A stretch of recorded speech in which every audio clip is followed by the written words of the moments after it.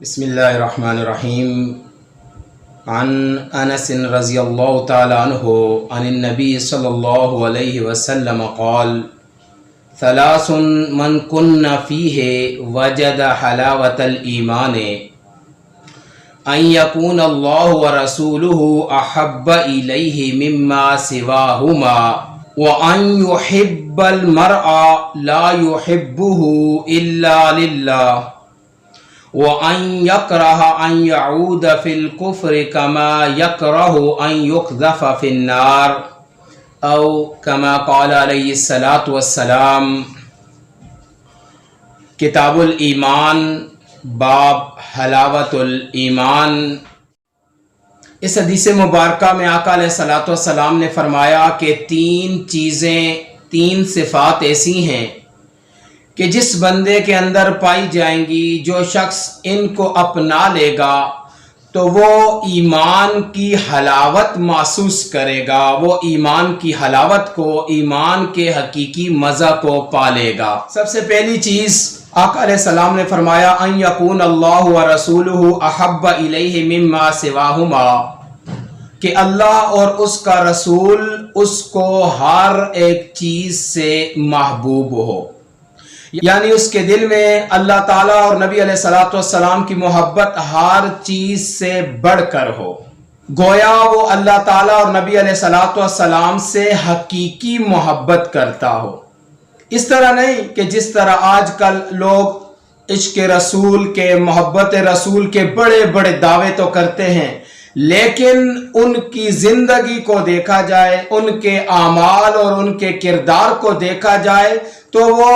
مکمل طور پر آقا علیہ الصلوۃ والسلام کے احکامات کے خلاف ہوتے ہیں، یعنی ان کی زندگی باغیانہ ہوتی ہے، اللہ اور اس کے رسول کے احکامات کے مقابلے میں زندگی گزار رہے ہوتے ہیں، اور ساتھ دعویٰ یہ کیا جاتا ہے کہ ہماری محبت اللہ اور اللہ کے رسول علیہ الصلوۃ والسلام سے ہے. تو یہاں یہ فرمایا گیا کہ اس اللہ اور اللہ کا رسول اس کو ہر چیز سے زیادہ محبوب ہو، محبوب تر ہو.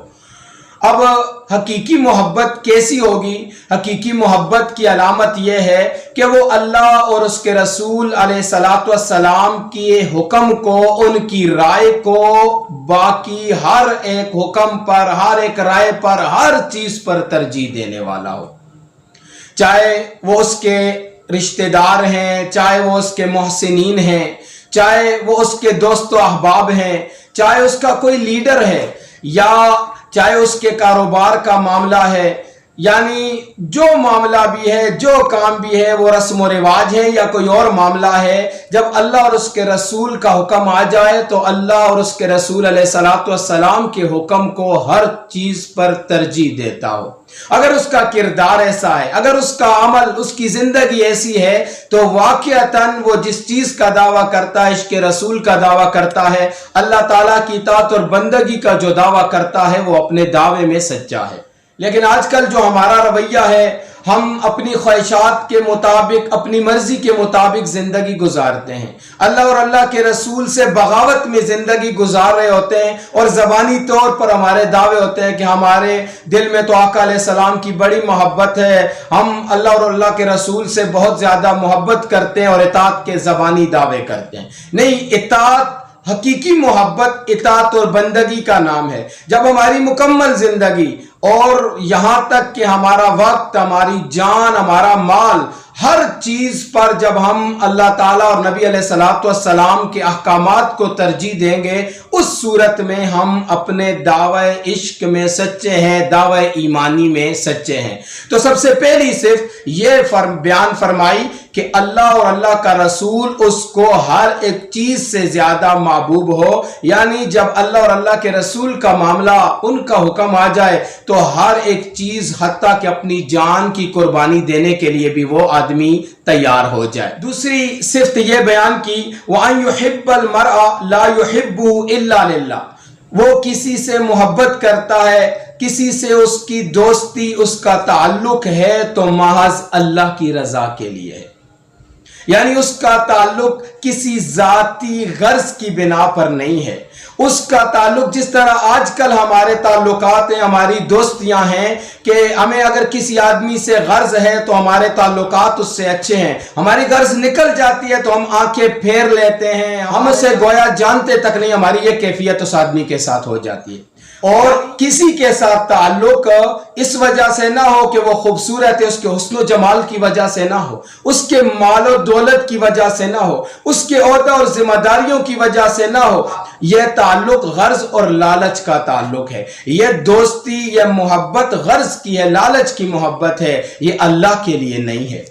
اللہ کے لیے محبت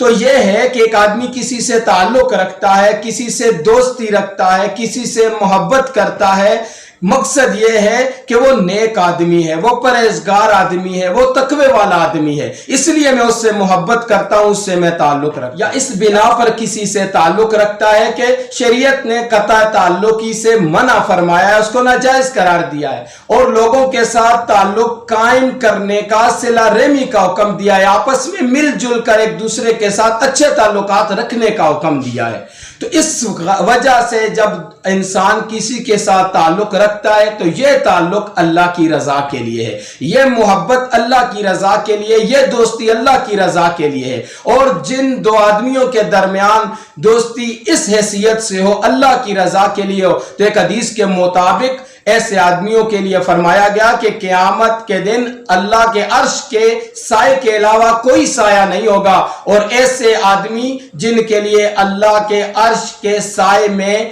جگہ کی بشارت سنائی گئی ہے، وہ دو آدمی بھی ہوں گے کہ جن کا تعلق محض خالص اللہ کی رضا کے لیے ہوگا۔ لیکن آج ہمارے تعلقات کی ہم نوعیت کا جائزہ لیں تو واضح ہے، ہمارا تعلق کسی سے غرض یا ڈر کی بنا پر ہوتا ہے، ہمارا تعلق کسی کے مال و دولت کی وجہ سے، حسن و جمال کی وجہ سے ہوتا ہے، ہمارا تعلق کسی کے عہدہ اور اس کی ذمہ داری کی وجہ سے ہوتا ہے۔ تو یہ تعلق اللہ کی رضا کے لیے نہیں ہے، یہ تعلق لالچ کی بنا پر ہے، یہ تعلق منافقت کا طریقہ ہے کہ ایک انسان کو کسی سے غرض ہے تو اس کے ساتھ تعلقات ٹھیک ہیں، اگر غرض نکل جاتی ہے تو پھر آنکھیں پھیر لیتا ہے۔ اور خصوصاً آج کل اگر دیکھا جائے تو مالداروں کے ساتھ، عہدیداروں کے ساتھ تو ہر ایک آدمی اچھے تعلقات رکھنے کی کوشش کرتا ہے، لیکن اس کے مقابلے میں چاہے اس کے قریبی رشتہ دار ہیں، وہ کتنے زیادہ نیک کیوں نہیں ہیں، کتنے زیادہ مخلص کیوں نہیں ہیں، یا کسی کے محلے دار ہیں یا تعلق دار ہیں،